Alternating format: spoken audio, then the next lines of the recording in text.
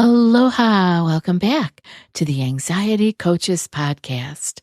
I'm your host and coach, Gina Ryan, and I'm so happy to be with you again today as we consider the many ways to bring your mind and body back to its natural peace and calm. In today's episode, I'm talking about anxiety-proof politics, building resilience in charged times. And today I'm talking about this topic because it affects many of us, dealing with the anxiety that can come from other people's opinions, especially when it comes to hot-button issues like politics. Our increasingly connected world, especially around social media, we are constantly bombarded with opinions, whether it is scrolling through social media or even watching the news or having conversations with friends and family. It seems like everyone has a strong view on political issues. And while diversity of thought can be valuable, it can also be overwhelming and anxiety-inducing for many people. I wanted to open up this topic because political discussions and other ways that we encounter different people's opinions often touch on deeply held values and beliefs. When we encounter opinions that differ from our own, it can feel like a personal attack. This can trigger our fight or flight response, leading to stress, anxiety, and even physical symptoms like rapid heartbeat or stomach discomfort. The constant exposure we have to conflicting viewpoints due to social media can leave us feeling uncertain, isolated, or even questioning our own beliefs. This can be particularly challenging for those who already struggle with anxiety or self-doubt. Understanding how to navigate this landscape is essential for a number of different reasons. First up is mental health. Learning to manage our reactions to other people's opinions can significantly reduce stress and anxiety, improving our overall mental well-being. Next would be in our relationships. Many relationships have been strained or even broken due to political disagreements. Developing skills to handle these situations can help preserve important connections in our lives. And personal growth. Engaging with different viewpoints when done in a healthy way can broaden our perspectives and lead to personal growth. Next up would be social engagement, because fear of other people's opinions can lead to withdrawal from important conversations and social interactions. Overcoming this fear allows us to participate more fully in our communities. And finally, emotional resilience. By learning to cope with the stress of differing opinions, we build emotional resilience that can serve us in many areas of our lives. So I thought we could explore practical strategies to help you manage anxiety related to other people's opinions, like setting healthy boundaries and engage in political discussions in a safe and constructive way. Now, remember, it's okay to have strong beliefs, and it's okay to feel anxious about these topics. They're close to our heart. The goal is to find a balance that works for you. Now, political discussions can be a significant source of anxiety for so many people, and there are a number of reasons that this might come up for you. First would be core values. Political discussions often touch on our deepest held beliefs about how society should function. When these beliefs are challenged, it can feel like a threat to our identity and our value system. Second would be an emotional investment. Many political issues have real-world consequences that affect our lives or the lives of those that we care about. Now, this deep emotional investment can make discussions feel high stakes and anxiety-inducing. Third is fear of conflict. Political disagreements can lead to heated arguments. We all know that. For those who are conflict averse, the mere possibility of such confrontations can trigger anxiety. Number 4, cognitive dissonance. Now, cognitive dissonance occurs when a person's behavior and beliefs do not complement each other or when they hold two contradictory beliefs.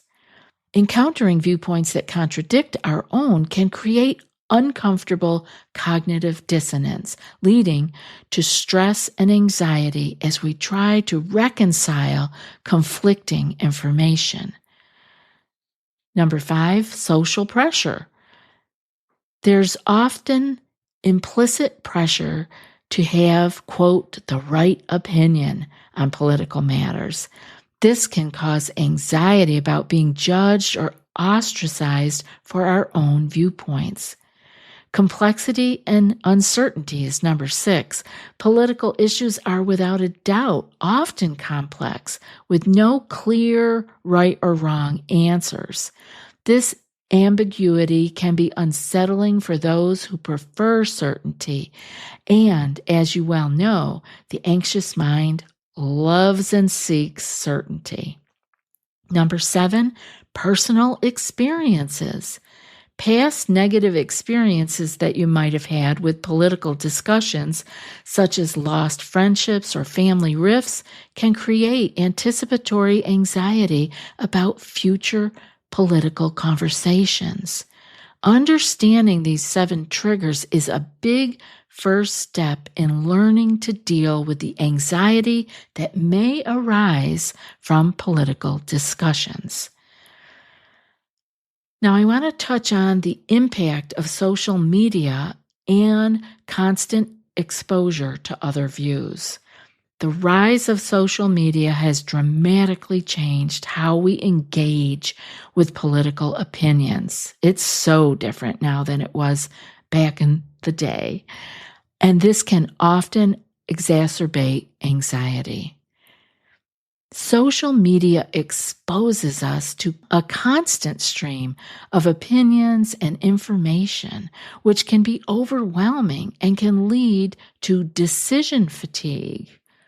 And while we might seek comfort in like-minded communities online, we might be heading to echo chambers, and these echo chambers can increase polarization, which makes exposure to different views even more jarring when we hear them. Social media often presents complex issues in an oversimplified way, lacking nuance and context. Now, this lack of context can lead to misunderstandings and increased anxiety when we're encountering opposing views. Social media's relative anonymity can lead to more extreme and hostile expression of opinions, increasing anxiety for those engaging in or witnessing these interactions. Another point is that unlike traditional media, social media is always accessible. This can make it difficult to switch off from political content, leading to chronic stress and anxiety. We want to watch for this constant availability and set up our own boundaries. Another point is that seeing others' seemingly confident political stances can trigger anxiety about our own views or our level of engagement. We can do this through that social comparison. We want to watch for this. Another point is that the spread of misinformation on social media can create confusion and anxiety about what to believe. We often hear about the misinformation or the fake news, and again, this can create confusion and anxiety in many people. The fear of missing out comes out too, of course. FOMO, social media's fast-paced nature, can create anxiety about staying informed and up to date on every political development. Another point that I have here is performative activism. Now, this is the pressure to publicly state opinions or show support for causes on social media. And this can really create anxiety about authenticity and judgment. So, be aware if you are feeling the pressure of these things. Because while social media can be a valuable tool for staying informed and connected, I think it's crucial to be aware of its potential impact on our mental health.